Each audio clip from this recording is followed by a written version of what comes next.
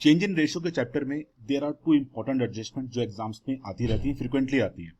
और ये एडजस्टमेंट्स ऐसी हैं कि आप इसको एक बार सीख जाओगे तो आप चाहे आप एडमिशन का सम सॉल्व करो, चाहे आप रिटायरमेंट का सम सॉल्व करो, चाहे आप डेथ का सम सॉल्व करो, ये एडजस्टमेंट्स आपको किसी भी सम का पार्ट बन सकती हैं। और हर जगह आपको रूल और टेक्निक सेम ही फॉलो करनी होगी इस एडजस्टमेंट को सॉल्व करने के लिए।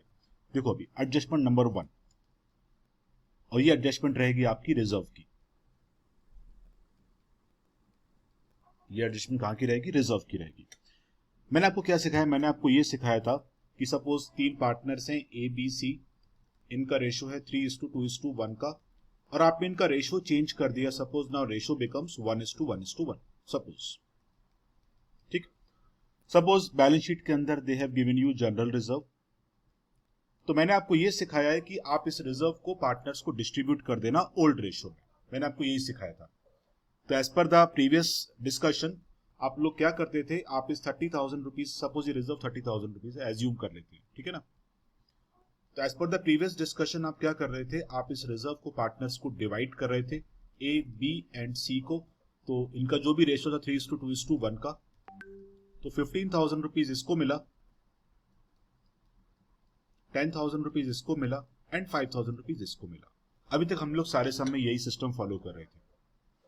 बट कभी कभी सम में आपको एडजस्टमेंट में क्या लिखा होगा, they will mention in the adjustment that general reserve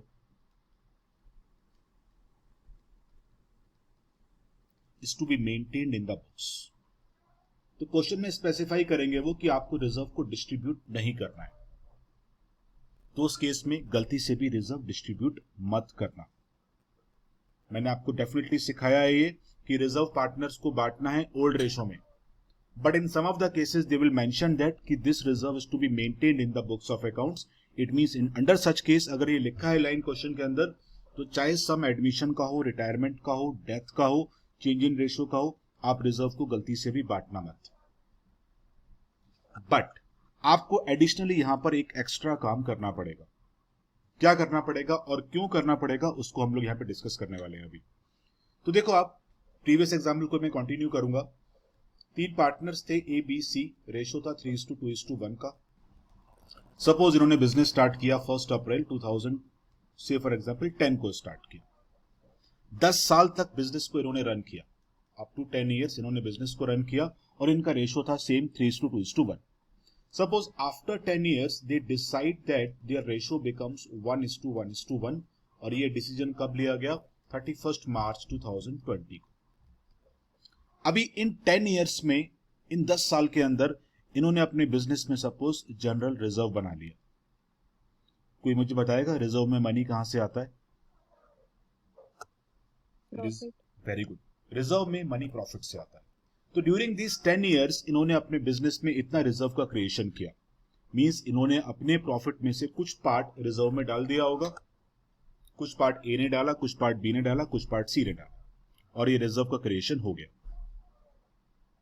logically अगर क्वेश्चन में कुछ नहीं बोला जाता है तो आप इस रिजर्व को पार्टनर्स को बांटते हो। क्यों बांटते हो? बिकॉज इस रिजर्व को क्रिएट करने के लिए पार्टनर ने अपना प्रॉफिट सैक्रिफाइस किया होगा, और जब इस रिजर्व का क्रिएशन हुआ that time the ratio was what? 3:2:1। That time the ratio was what? 3:2:1। और अभी क्वेश्चन में आपसे ये बोल रहे हैं कि रिजर्व आपको डिस्ट्रीब्यूट नहीं करना है। पर शायद आपने अभी ज्वाइन किया है, आज काफी इंपॉर्टेंट पॉइंट हम डिस्कस कर रहे हैं। सर मेरा वॉइस आ रहा है आपको? Yes sir. ओके, आज का हमारा टॉपिक जो डिस्कशन था वो क्या था? कई बार क्वेश्चन में आपसे बोला जाएगा कि रिजर्व को आपको डिस्ट्रीब्यूट नहीं करना है, रिजर्व को आपको बुक्स में मेंटेन करना है। तो अंडर सच केस आप कैसे अप्रोच करोगे? तो छोटा सा एग्जांपल मैं यहाँ पे डिस्कस कर रहा था कि 3 पार्टनर्स है, suppose A B C, ratio was 3:2:1 and they started business on 1 April 2010। Business को इन्होंने रन किया 10 साल तक, और 10 साल के बाद इन्होंने अपने रेशियो को चेंज करके कर दिया 1:1:1। And during these 10 years, they created a reserve of ₹30,000 in the business. Business में जब भी रिजर्व बनेगा तो मनी कहां से आएगा? प्रॉफिट से आएगा। मींस ए बी सी ने अपना प्रॉफिट का कुछ पार्ट रिजर्व में डाल दिया होगा। तो अभी नॉर्मल केसेस में हम लोग क्या सीख रहे थे? हम लोगों ने यही सीखा है कि इस रिजर्व को पार्टनर्स को बांट दो। दैट मीन्स हम लोग क्या कर रहे थे अभी तक? हम लोग 30,000 रुपीज को ए बी सी को बांट देते थे। तो इन द रेशियो ऑफ 3:2:1 अगर आप बांटते हैं यहाँ पे तो 15,000 रुपीज ए के पास चला जाता, 10,000 रुपीज बी के पास चला जाता और 5,000 रुपीज सी के पास चला जाता। बट कभी कभी क्वेश्चन में आपको कंफ्यूज करेंगे वो लोग, और वो क्या बोलेंगे आपसे एडजस्टमेंट में, ये बोला जाएगा आपसे कि general reserve is to be maintained in the books, ये बोल देंगे आपसे। मींस आप इस रिजर्व को बांट नहीं सकते हो अभी, बिकॉज क्वेश्चन में स्पेसिफाई कर दिया है कि रिजर्व आपको मेंटेन करना है बुक्स के अंदर। तो अंडर सच केस, हाँ, तो क्वेश्चन में आपसे ये बोला जाएगा कि जनरल रिजर्व आपको बुक्स में मेंटेन करना है, मींस आपको इसको डिस्ट्रीब्यूट नहीं करना है। तो अगर किसी भी क्वेश्चन में ये लाइन उन्होंने मेंशन कर दिया है कि reserve is to be maintain, और they will mention reserve is not to be distributed, तो प्लीज गलती से रिजर्व को बांटना मत, बिकॉज क्वेश्चन में बोल दिया है रिजर्व मेंटेन करना, तो बांटेंगे नहीं। बट रिजर्व अभी अगर आप बांटते नहीं हो तो for that you have to pass an adjustment entry, और उसको पास क्यों करेंगे उसका लॉजिक समझना आप यहां पे। तो देखो, आपके पास 30,000 रुपीज का रिजर्व था। ये रिजर्व किसने बनाया? ये रिजर्व बनाया ए, बी और सी ने, अपने प्रॉफिट से बनाया रिजर्व। और जब ये रिजर्व का क्रिएशन किया गया, दैट टाइम ये रेशियो था 3:2:1। लॉजिकली ये रिजर्व ए, बी, सी को मिलना चाहिए था, और ए को मिलना चाहिए था 15,000 रुपीज, बी को मिलना चाहिए था 10,000 रुपीज, और सी को मिलना चाहिए था 5,000 rupees, as per the ratio of what? 3:2:1। But question क्या बोल रहा है? रिजर्व को बांटो मत। क्वेश्चन में क्या बोला आपसे कि रिजर्व को डिस्ट्रीब्यूट मत करो। तो फ्यूचर में इनका रेशियो क्या रहेगा? 1:1:1। तो अगर सपोज आपसे ये बोल दिया जाए कि रिजर्व को डिस्ट्रीब्यूट मत करो, तो it is very simple, reserve को डिस्ट्रीब्यूट नहीं करोगे आप। बट इन फ्यूचर ये रिजर्व कभी ना कभी तो बांटा जाएगा पार्टनर्स में, आज नहीं तो कल, 5 साल के बाद, 10 साल के बाद, कभी तो ये रिजर्व बटेगा बिजनेस में। तो सपोज इस रिजर्व को अगर आप फ्यूचर में बांटते हो, सपोज अभी तो नहीं बांट सकते हम, बट आगे आने वाले 5 साल के बाद, 10 साल के बाद कभी तो ये रिजर्व बांटोगे आप। तो इन फ्यूचर जब भी ये रिजर्व बटेगा बिजनेस में, तो रेशो क्या है? इक्वल। 10,000 इसको मिल जाएगा, 10,000 इसको मिल जाएगा, और 10,000 इसको मिल जाएगा। बट लॉजिकली अगर आप सोचो, जब रिजर्व बना था तब रेशो 3:2:1 का था, और क्वेश्चन में आपसे बोल दिया गया रिजर्व को बांटना नहीं है। तो अगर रिजर्व को आपको बांटना नहीं है, इन फ्यूचर जब भी रिजर्व बटेगा तो रेशो रहेगा 1:1:1। दैट मीन्स इन इस पूरे प्रोसेस में ए को यहां पर 5,000 रुपीज का लॉस हो जाएगा, बिकॉज अगर ये रिजर्व आप पहले बांटते तो ए को मिलता 15,000, और अगर ये रिजर्व बाद में बटेगा कभी फ्यूचर में, तो ए को मिलेगा 10,000 सिर्फ। मींस इस पूरे प्रोसेस में अगर आप रिजर्व को मेंटेन कर लोगे बुक्स में, तो इन फ्यूचर ए को 5,000 रुपीज का लॉस लेना पड़ेगा। बी पे कोई चेंज नहीं आएगा, बिकॉज रिजर्व बांटो या मत बांटो या फ्यूचर में बांटो, बी को तो हमेशा 10,000 रुपीज ही मिलने वाला है। सी को यहां पर 5,000 रुपीज का गेन हो जाएगा। तो अगर आप अभी रिजर्व डिस्ट्रीब्यूट करोगे तो सी को मिलेगा 5,000, और क्वेश्चन में आपसे बोला जाए कि रिजर्व मेंटेन करना है, तो जब भी रिजर्व फ्यूचर में बटेगा तो सी को मिलेगा 10,000 रुपीज। दैट मीन्स यहां पर अनवांटेड सी को 5,000 रुपीज का गेन हो जाएगा। तो ये इफेक्ट होता है अगर आपको रिजर्व बुक्स में मेंटेन करना है। तो अगर रिजर्व मेंटेन करोगे तो फ्यूचर में रिजर्व बटेगा न्यू रेशो में, और उसके हिसाब से यहां पर ए को लॉस हो जाएगा और सी को गेन हो जाएगा। तो टू अवॉइड दैट हम लोग करते क्या है, अभी रिजर्व तो आप बांट नहीं सकते क्योंकि क्वेश्चन में बोल दिया। तो अगर मैं एक काम करूं, एडवांस में मैं सी से 5,000 रुपीज लेके ए को दे दूं, तो हिसाब बराबर हो जाएगा। मींस सी से मैं 5,000 रुपीज एडवांस में ले लेता हूं अभी, और इसको मैं ए को दे दूंगा। तो ये एंट्री पास करने के बाद अगर रिजर्व आप फ्यूचर में भी बांटोगे तो भी कोई इफेक्ट वहां पर नहीं पड़ेगा, बिकॉज ऑलरेडी आप इसका एडजस्टमेंट कर चुके हो। तो ये इसका इफेक्ट होता है। तो कभी भी आपसे बोल दिया जाए क्वेश्चन में कि रिजर्व मेंटेन करना है, तो आपको इतना लंबा प्रोसीजर फॉलो करने की जरूरत नहीं है। I will teach you one shortcut for this. I will teach you one shortcut for this. Just 1 minute के लिए सिर्फ होल्ड करना, थोड़ा पावर कट हुआ है, 1 मिनट के लिए होल्ड करना. ओके, तो मैं आपसे क्या बोल रहा था, देखो अभी कि अगर मैं एडवांस में काम कर दूं पहले से कि सी से मैं 5,000 रुपीज लेके ए को दे दूं, बिकॉज इन फ्यूचर सी को यहाँ पे अनवांटेड गेन होगा और ए को यहाँ पर अनवांटेड लॉस लेना पड़ रहा है. तो in advance what I can do, I can take 5,000 rupees from C and it will be transfer to A. तो ये तो एक लेंथी प्रोसीजर हो गया for your knowledge, for your understanding. But इसका एक शॉर्टकट भी सीखना जरूरी है कि शॉर्टकट क्या फॉलो करना है आपको भी. आपको ये सारा काम करने की जरूरत नहीं है सम के अंदर. It is only for your explanation कि इसके इफेक्ट्स क्या होते हैं. ठीक, तो शॉर्टकट आपका क्या रहेगा, अभी 3 पार्टनर्स होंगे क्वेश्चन में, सपोज 2 भी हो सकते हैं. रेशो सपोज 3:2:1 का है and they change the ratio two 1:1:1. समझना इस चीज को अच्छे से. बैलेंस शीट में सपोज आपके पास जनरल रिजर्व दिया हुआ है, say for example it is given as 30,000 rupees, और आपसे बोला जाएगा एडजस्टमेंट में कि general reserve is to be maintained in the books. In what? In the books. तो ऐसे केसेस में एक शॉर्टकट सीख लो अभी आप, बहुत इजीली एडजस्टमेंट सॉल्व हो जाएगा. आप पहले चेक कर लो कि रेशो चेंज होने से किस पार्टनर ने गेन किया, किस पार्टनर ने सैक्रिफाइस किया. And everybody knows what is the formula for gaining ratio. तो गेनिंग रेशो का जो फॉर्मूला रहेगा वो क्या रहेगा, new ratio minus old ratio. ये इसका फॉर्मूला रहता है.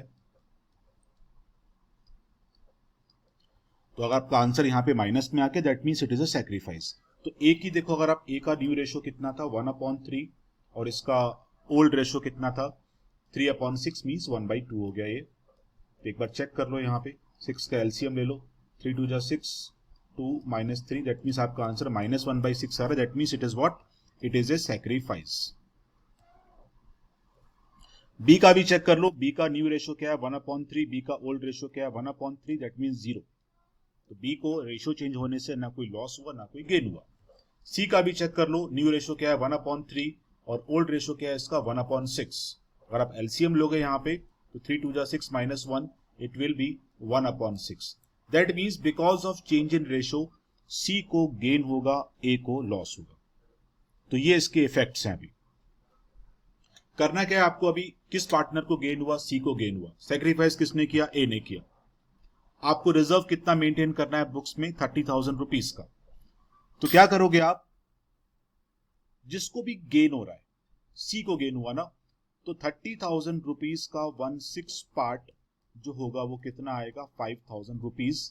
ये मनी हम सी से लेकर ए को दे देंगे और उसकी एक एंट्री पास कर देंगे, seize capital account debit to A's capital account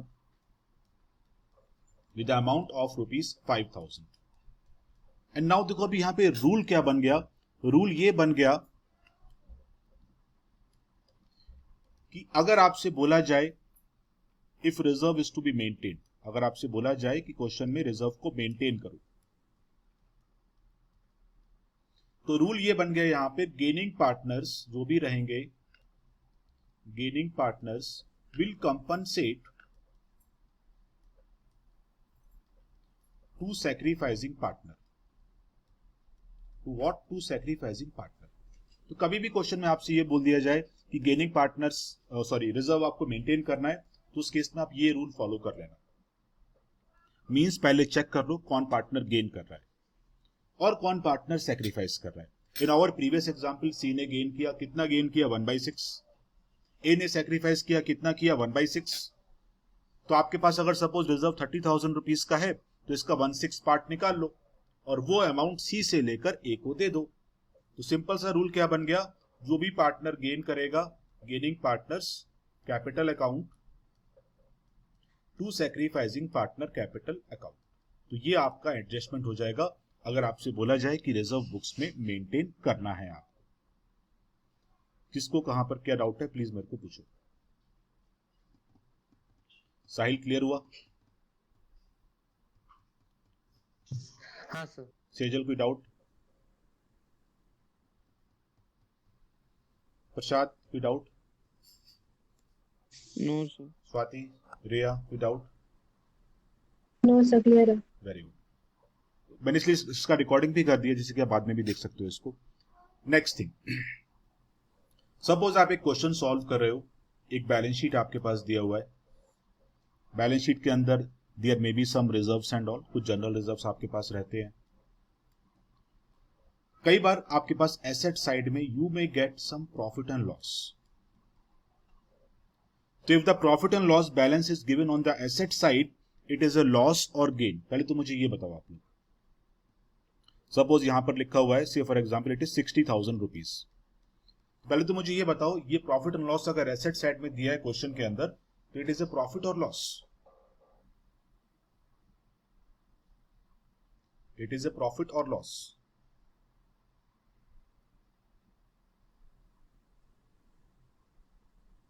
साहिल, क्या होता है, प्रॉफिट होता है लॉस होता है अगर एसेट में दिया है तो?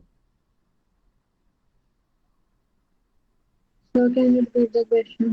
Question is that if profit and loss balance is given on the asset side, will it be a profit or a loss?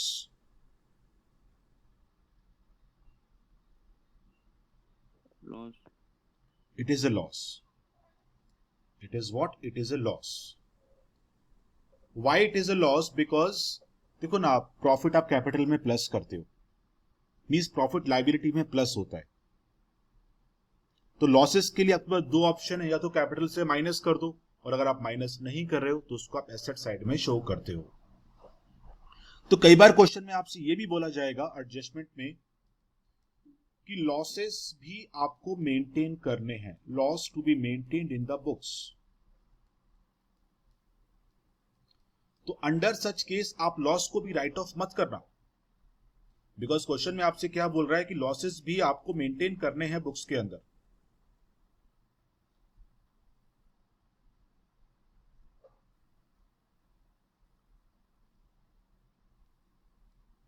तो अंडर सच केस आप गलती से भी लॉस को भी डिस्ट्रीब्यूट मत कर देना। तो अगर आपसे बोला जाए कि losses to be maintained in the books of accounts, तो उस केस में आपका जो रूल होगा वो रिवर्स कर देना। बस मैंने आपको ऊपर क्या रूल दिया, मैंने आपको ऊपर ये रूल दिया कि अगर आपको रिजर्व मेंटेन करना है तो रूल क्या बन गया, gaining partners will compensate to sacrificing partner. But अगर आपको लॉस मेंटेन करना है बुक्स में, तो आपका वहां पे रूल रिवर्स हो जाएगा, और रूल क्या बन जाएगा, यहां पर रूल ये बन जाएगा आपका कि सैक्रिफाइसिंग पार्टनर जो भी रहेंगे will compensate to gaining partners. तो वहां पर आपको ये रूल फॉलो करना है। और ये रूल फॉलो क्यों करना है, इसका लॉजिक भी समझो आप। देखो, आपने जब सपोज वो एग्जांपल लेता हूं मैं, 3 पार्टनर्स थे, ABC, रेशियो था 3:2:1 का। सपोज बैलेंस शीट में आपके पास कुछ लॉसेज हैं, कितना लॉसेज है, 60,000 रुपीज का लॉस। अभी इन लोगों ने अपना रेशियो चेंज करके कर दिया 1:1:1। सपोज जब ये लॉस आपने अर्न किया, दैट टाइम रेशियो क्या था, 3:2:1। तो लॉजिकली ये लॉस ए को मिलना चाहिए था 30,000 रुपीज का, बी को लॉस मिलना चाहिए 20,000 रुपीज का, और सी को लॉस मिलना चाहिए 10,000 रुपीज का। बट क्वेश्चन में क्या बोल दिया आपको कि लॉसेस आपको मेंटेन करने हैं बुक्स के अंदर। तो अगर आप मेंटेन करोगे, इन फ्यूचर कभी ना कभी तो लॉस आपको बांटना ही पड़ेगा। तो इन फ्यूचर जब भी लॉस का डिस्ट्रीब्यूशन होगा, तो ए को 20,000 का लॉस मिलेगा, बी को 20,000 का लॉस मिलेगा, एंड सी को 20,000 का लॉस मिलेगा। कुछ ऐसा ही होगा। तो दैट मीन्स यहां पर अगर आप देखो ना, ए को यहां पर 10,000 रुपीज का गेन हो गया, या यू कैन से फायदा हो गया हिंदी में। पहले इसका लॉस था 30,000 रुपीज, अभी इसको लॉस मिलेगा 20,000 रुपीज का। बी पे कोई इफेक्ट नहीं पड़ेगा, बी का लॉस पहले भी इतना था, अभी भी इतना है। बट सी के ऊपर 10,000 रुपीज का एक्स्ट्रा बर्डन आ जाएगा लॉस का। दैट मीन्स यहां पर कंपनसेशन किसको मिलनी चाहिए, सी को मिलनी चाहिए, बिकॉज इन फ्यूचर सी को अनवांटेड लॉस लेना पड़ेगा 10,000 रुपीज का। तो आपकी एंट्री यहां पर क्या बन गई, A's capital account debit to C's capital account. That means यहां पर ए कंपनसेट करेगा, किसको करेगा, सी को करेगा। तो अगर आप यहाँ पे, हम लोगों ने अभी ऊपर चेक किया था, हमारे केस में यहाँ पर सेक्रीफाइस कौन कर रहा था? सी ने गेन किया था, ए ने सेक्रीफाइस किया था। ए का सेक्रीफाइस कितना था? 1/6, और सी का गेन कितना था? 1/6। तो दैट मीन्स यहां पे आपका रूल अभी उल्टा हो गया। और रूल यहां पर क्या बन गया? अभी रूल यहां पर यह बन गया कि अगर आपको लॉसेस मेंटेन करने हैं तो सैक्रिफाइसिंग पार्टनर कंपनसेट करेंगे गेनिंग पार्टनर्स को। और ये बहुत फ्रीक्वेंटली आजकल एग्जाम्स में आते हैं कि रिजर्व मेंटेन करना है, लॉस मेंटेन करना है। तो अगर रिजर्व मेंटेन करना है या प्रॉफिट मेंटेन करना है तो रूल क्या रहेगा? That gaining partners will compensate to sacrificing partner. और अगर आपको लॉसेस मेंटेन करने हैं तो रूल क्या बनेगा? Sacrificing partner will compensate to gaining partners. तो ये तो दो एडजस्टमेंट हो गई रिजर्व्स के लिए। नेक्स्ट थिंग, एक एडजस्टमेंट रीवैल्यूएशन की भी एग्जाम में आती है कई बार।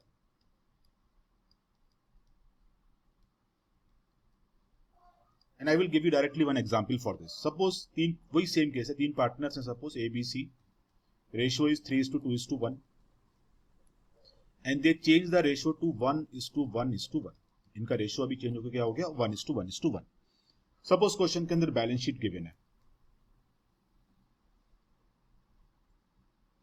कुछ लायबिलिटीज होंगी आपके पास,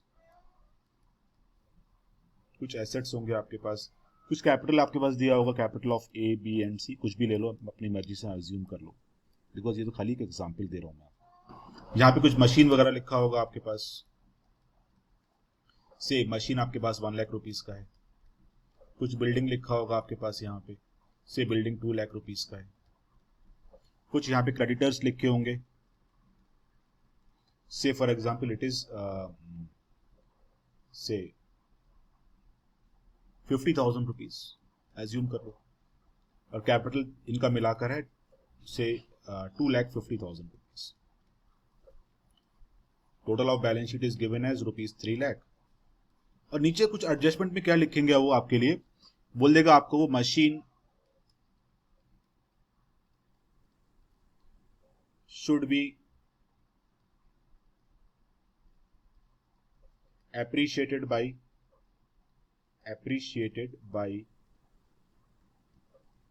20%, ऐसा कुछ बोल देगा।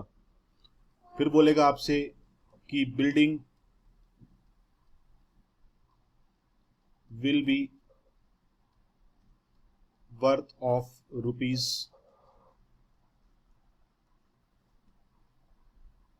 2,80,000 सपोज एज्यूम कर लो। नीचे लिखा होगा creditors will be paid rupees 10,000 more. Means machine को आपको एप्रिशिएट करना है, बिल्डिंग का वैल्यू अभी 2,80,000 हो गया, क्रेडिटर्स को आपको 10,000 एक्स्ट्रा पे करना पड़ेगा। और लास्ट में वो क्या बोलेंगे आपसे? That partners decided not to show the revalued values of asset and liabilities in the new books। तो देखो इस सब में आपसे वो बोल भी रहा है कि मशीन का रिवैल्यूएशन कर दो, बिल्डिंग का रिवैल्यूएशन कर दो, क्रेडिटर का रिवैल्यूएशन कर दो, और लास्ट में क्या बोला जाएगा आपको कि जो आपने चेंजेस करे हैं वो आपको न्यू बैलेंस शीट में शो नहीं करना है। बट हम लोगों ने क्या सीखा? हम लोगों ने ये सीखा कि रिवैल्यूएशन करने के बाद जो भी नए वैल्यूज होंगे वो आपको न्यू बैलेंस शीट में शो करना होगा। बट क्वेश्चन में क्या बोल दिया जाएगा आपको कि आपको इनकी वैल्यूज को चेंज नहीं करना है in the new balance sheet. तो इस केस में क्या करें? अभी रिवैल्यूएशन करें या नहीं करें? तो इस केस में भी आपकी अप्रोच सेम ही रहेगी, make a working note and in the working note make a revaluation account। in the working note make a revaluation account। तो छोटा सा एक फॉर्मेट रेडी कर देना, आप वर्किंग नोट में बनाना, सारा काम ये करना आपको। तो मशीन को आपको एप्रिशिएट करना है 20% से, इट इज ए गेन, तो यहां पे दिखा दो by machine account. By machine account कितना गेन हुआ? 20,000 रुपीज का गेन हो गया। फिर मैंने क्या बोला आपको कि building will be worth of rupees 2,80,000। In the books building कितना है? 2 लाख रुपीज। तो आपको बिल्डिंग में भी 80,000 रुपीज का गेन हो रहा है यहाँ पे। तो बाय बिल्डिंग अकाउंट, और कितना गेन हुआ? 80,000 रुपीज का। थर्ड पॉइंट पे मैंने क्या बोला? Creditors will be paid ₹10,000 more. तो आपको यहाँ पे लॉस हो रहा है, तो you will write here to creditors 10,000। और अभी आपको यहाँ पे नेट प्रॉफिट आ गया, और प्रॉफिट कितना आया आपके पास? To profit on revaluation it is worth ₹90,000। और आप लोगों ने क्या सीखा अभी तक? आप लोगों ने ये सीखा है कि इस प्रॉफिट को आपको पार्टनर्स को डिवाइड करना है ओल्ड रेशो के अंदर। मींस 90,000 रुपीज का जो डिवीजन आपको करना है, हम लोगों ने यही सीखा है ना कि इस प्रॉफिट को डिवाइड कर दो ए बी सी को इनके रेशो में, दैट इज 3:2:1।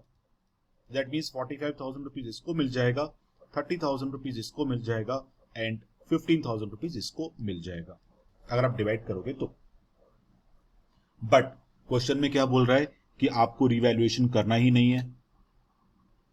क्वेश्चन में क्या बोल दिया कि आपको इनको रिवैल्यूएट नहीं करना है। तो ऐसे केसेस में भी आपकी अप्रोच सेम ही रहेगी। अगर आप यहां पे रिवैल्यूएशन नहीं करोगे, इन फ्यूचर कभी ना कभी तो रिवैल्यूएशन होगा। आज नहीं तो कल, कल नहीं तो परसों, रिवैल्यूएशन तो होना ही है बाद में।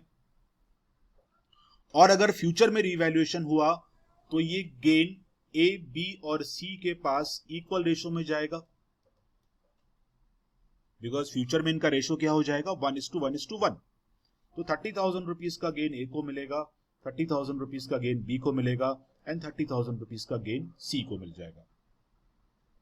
दैट मीन्स अगर आप आज रिवैल्यूएशन नहीं करोगे तो फ्यूचर में ए को 15,000 रुपीज का लॉस हो जाएगा। बी के ऊपर कोई इफेक्ट नहीं आएगा, आज करो या मत करो उससे क्या फर्क पड़ रहा है, बिकॉज बी का प्रॉफिट का रेशो पहले भी वही था, आज भी वही है। और सी को यहां पर अनवांटेड 15,000 रुपीज का गेन मिल जाएगा। तो अगर मैं ये काम करूं, मैं एडवांस में ही सी से 15,000 रुपीज लेके ए को दे दूं, तो मेरा हिसाब यहां पे बराबर हो जाएगा। क्यों बराबर हो जाएगा? बिकॉज इन फ्यूचर सी को एक्स्ट्रा 15,000 रुपीज मिलने वाले हैं और ए को 15,000 रुपीज फ्यूचर में कम मिलेंगे। तो मैंने यहां पर क्या किया? मैंने एडवांस में सी से 50,000 रुपीज लेके ए को दे दिया।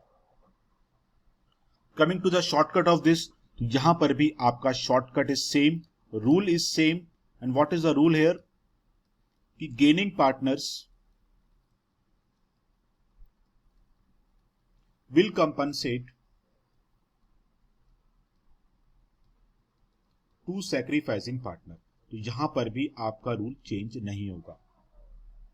तो कभी भी क्वेश्चन में आपसे ये बोल दिया जाए कि आपको एसेट्स एंड लायबिलिटीज को रिवैल्यूएट नहीं करना है, तो आप एक करो, रिवैल्यूएशन करो, make a working note, check करो प्रॉफिट लॉस कितना आ रहा है, बट उस प्रॉफिट लॉस को बांटना मत।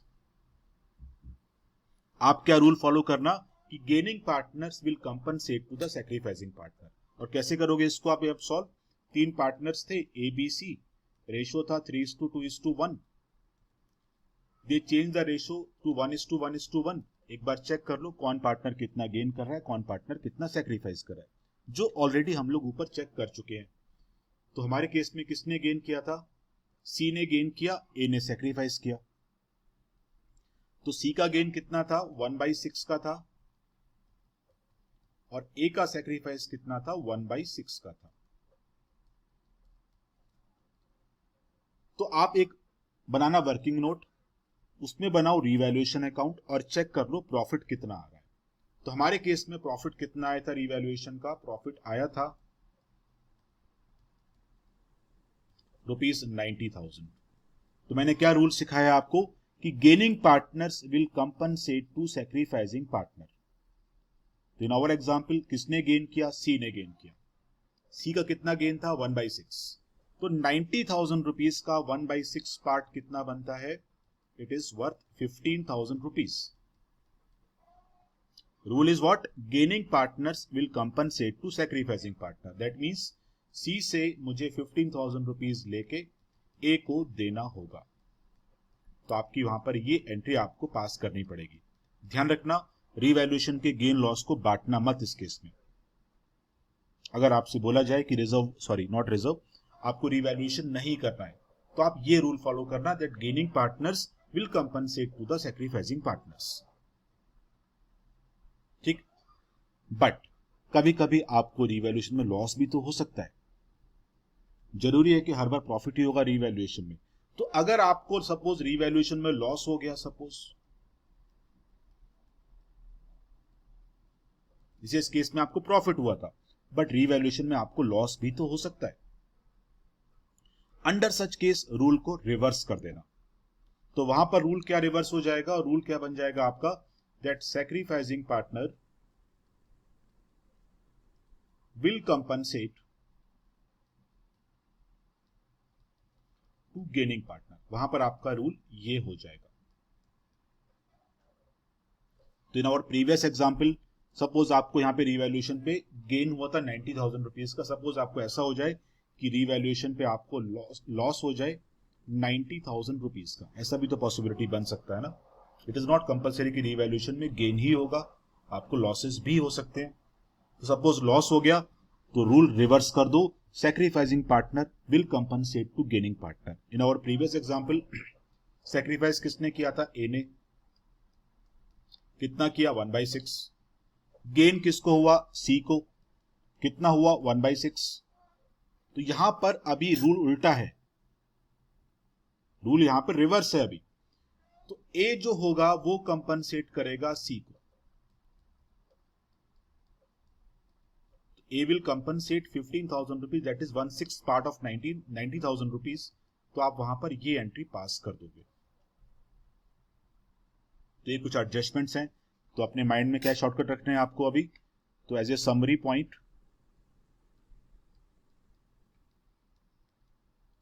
अगर आपसे बोला जाए क्वेश्चन के अंदर कि रिजर्व, जनरल रिजर्व है अगर कुछ आपके पास, या बैलेंस शीट में कुछ प्रॉफिट्स आपके पास गिवन है, और आपको बोला जाए टू बी मेंटेन्ड, क्या बोला जाए, टू बी मेंटेन्ड, तो आपका रूल वहां पर क्या रहेगा, रूल ये रहेगा, गेनिंग पार्टनर्स will compensate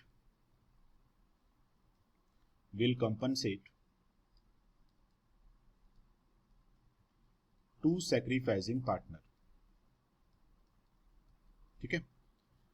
और अगर सपोज बैलेंस शीट में कुछ लॉसेस आपके पास दिए हुए हैं और आपको बोला जाए कि लॉसेस को मेंटेन करो, तो वहां पर आपका रूल रिवर्स हो जाएगा। क्या हो जाएगा, sacrificing partner will compensate to gaining partners. वहां पर आपका रूल आपको रिवर्स करना पड़ेगा। सपोज आपसे बोला जाए कि रीवैल्यूएशन नहीं करना है, मींस आपको रीवैल्यूड वैल्यू शो नहीं करनी है, ऐसा बोला जाएगा। तो उस केस में you will make a revaluation account, और अगर आपको वहां पे प्रॉफिट आ गया और आपको बोला हुआ है क्वेश्चन के अंदर कि आपको रीवैल्यूएशन करना ही नहीं है, मींस पार्टनर्स ने डिसाइड किया है कि एसेट्स का वैल्यूज, लायबिलिटीज का वैल्यूज चेंज नहीं करना है, फिर भी आप बनाओगे रीवैल्यूएशन अकाउंट, आप चेक करोगे प्रॉफिट कितना हुआ है। प्रॉफिट अगर हुआ है तो आपका रूल क्या बनेगा वहां पर, गेनिंग पार्टनर्स विल कंपनसेट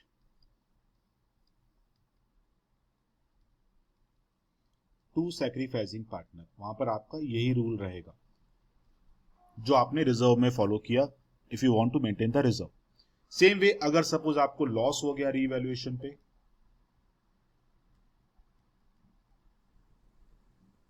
तो वहां पर रूल को रिवर्स कर देना, sacrificing partner will compensate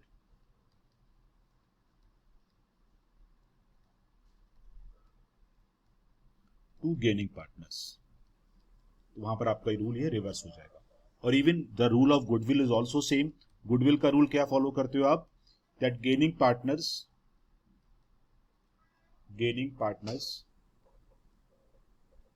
will compensate to sacrificing partner. Goodwill का रूल भी आपको यही फॉलो करना होता है। ये 5 पॉइंट अपने माइंड में रखो, और ये मेरी गारंटी है, इसके बाहर बोर्ड एग्जाम में एडजस्टमेंट्स कभी नहीं मिलेंगे आपको।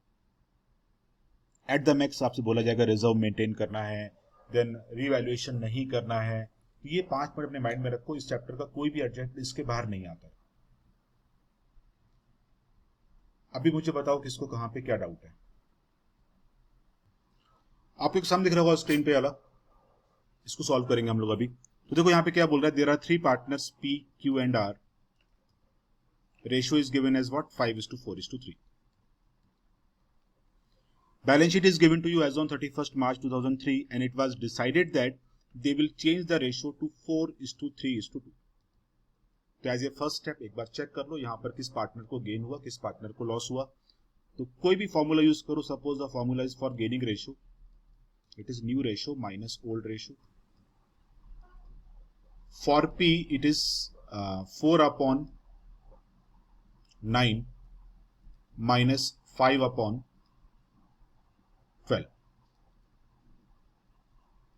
तो एलसीएम ले लो, यहाँ पे कितने एलसीएम आएगा अभी, 36 का एलसीएम ले लो। तो 9 4 जा 36, 4 4 जा 16, 12 3 36 और आपका 3 5 जा 15। तो P को यहाँ पर गेन हो रहा है, कितना गेन हो रहा है 1/36 का। ठीक है, सेम वे Q को भी चेक कर लो। तो Q का न्यू रेशियो कितना है 3/9, ओल्ड रेशियो कितना है 4/12। अगेन टेक एलसीएम ऑफ 36, तो 9 4 जा 36, 4 3 जा 12 एंड 3 4 जा 12। तो यहां पर इसका जीरो आंसर आ गया। इट मींस Q को ना कोई गेन हुआ ना कोई लॉस हुआ। R का भी चेक कर लो। तो R का जो न्यू रेशियो है दैट इज 2/9 और इसका जो ओल्ड रेशियो है वो कितना है 3/12, sorry it is 3/12। Again take LCM of 36, तो 9 4 जा 30, 4 2 जा 8 माइनस 9 माइनस 1/36। दैट मीन्स यहाँ पे इसको सेक्रीफाइस हो रहा है। तो हमारे केस में इस सम में R ने सेक्रीफाइस किया 1/36 से और P को यहां पर गेन हुआ, कितना गेन हुआ 1/36। आते हैं क्वेश्चन के ऊपर अभी। तो देखो यहाँ पे क्या बोल रहा है, फर्नीचर को आपको 80% करना है, स्टॉक को एप्रिशिएट करना है, मशीन का वैल्यू दिया हुआ है, प्रोविजन क्रिएट करना है, ये सब कुछ आपको करना पड़ेगा।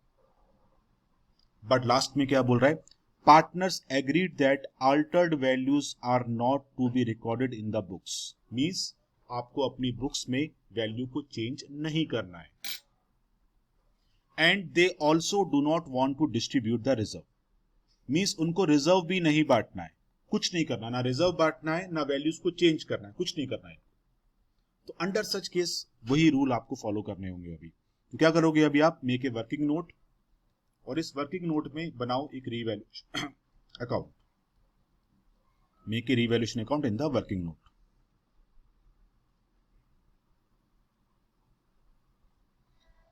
तो देखो यहां पे क्या बोल रहा है, फर्नीचर का वैल्यू अभी 80% हो जाएगा तो आपको इसमें लॉस होगा। आपकी बुक्स में फर्नीचर कितना है 60,000 रुपीज का। तो 80% मतलब आपको यहाँ पे 20% का लॉस होगा। The loss will be of rupees 12,000। तो to furniture account there is a loss of rupees 12,000। उसके बाद स्टॉक को आपको एप्रिशिएट करना है, इट इज ए गेन। और आपकी बुक्स में स्टॉक कितना है 3 लाख रुपीज का। तो गेन कितना हो गया 60,000 रुपीज का बाय स्टॉक अकाउंट। तो there is a gain of rupees 60,000। After that plant and machinery का वैल्यू हो गया 4 लाख रुपीज। आपकी बुक्स में कितना वैल्यू है 4,20,000। तो यहां पे कितना लॉस हो गया आपको 20,000 रुपीज का लॉस हो गया। तो to plant and machinery 20,000 rupees का लॉस आपको यहां पे हो रहा है। उसके बाद you have to create a provision for doubtful debts for rupees 10,000. It is a liability. Liability बढ़ रही है तो लॉस होगा। To provision for doubtful debts 10,000 rupees का लॉस आपको यहाँ पे हो गया। आफ्टर दैट आउटस्टैंडिंग एक्सपेंसेस को भी आपको इंक्रीज करना है। It is again A loss because liability यहाँ पे बढ़ रही है। तो टू आउटस्टैंडिंग एक्सपेंसेस कितना लॉस हुआ 3,000 रुपीज का लॉस हो गया। ठीक, अभी आपको यहां पे फाइनली चेक करना है कि प्रॉफिट हुआ लॉस हुआ। In this case it is a profit. तो to profit on revaluation, profit आपको यहां पे कितना हो रहा है, इट विल बी 20 प्लस 30 30 40 45। आपको 15,000 रुपीज का प्रॉफिट हो रहा है। अभी आप इस प्रॉफिट को बांटना मत। क्यों? बिकॉज क्वेश्चन में बोला गया है आपसे कि पार्टनर्स ने डिसाइड किया कि वैल्यू को चेंज नहीं करना है। तो जो प्रॉफिट आपके पास आया it is 15,000 rupees, that is on revaluation profit. What is the rule in this case? That gaining partners will compensate to sacrificing partner। तो देखो अभी प्रॉफिट अगर रीवैल्यूएशन पे हो रहा है आपको और आपसे बोला जाए कि आपको इनको रिवैल्यूट नहीं करना है, तो रूल क्या है? Gaining partners will compensate to sacrificing partner. और अगर आपको रिजर्व मेंटेन करना है तो भी रूल आपका सेम ही है। What is the rule? That gaining partners will compensate to sacrificing partner. Means in दोनों केसेस में रूल इज सेम। तो अगर आपको रिजर्व मेंटेन करना है तो भी रूल सेम है, और अगर आपको रिवैल्यूएशन पे प्रॉफिट हो रहा है तो भी रूल सेम है। तो आप इन दोनों को कंबाइन करके एंट्री को पास कर सकते हो। तो देखो आपके पास रिजर्व कितना था? आपके पास रिजर्व था 75,000 रुपीज का इन द बैलेंस शीट। तो बैलेंस शीट के अंदर कितना रिजर्व दिया? देखो आपके पास इट इज 75,000 रुपीज, और आपसे बोला हुआ है कि इस रिजर्व को मेंटेन करना है। तो दोनों को क्लब कर दो, बिकॉज दोनों के केस में rule is same. What is the rule? That gaining partners will compensate to sacrificing partner.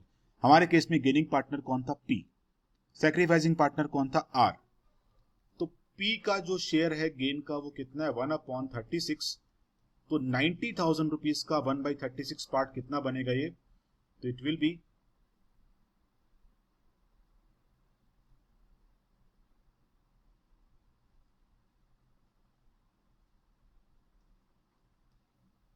I think it will be 2,500 rupees.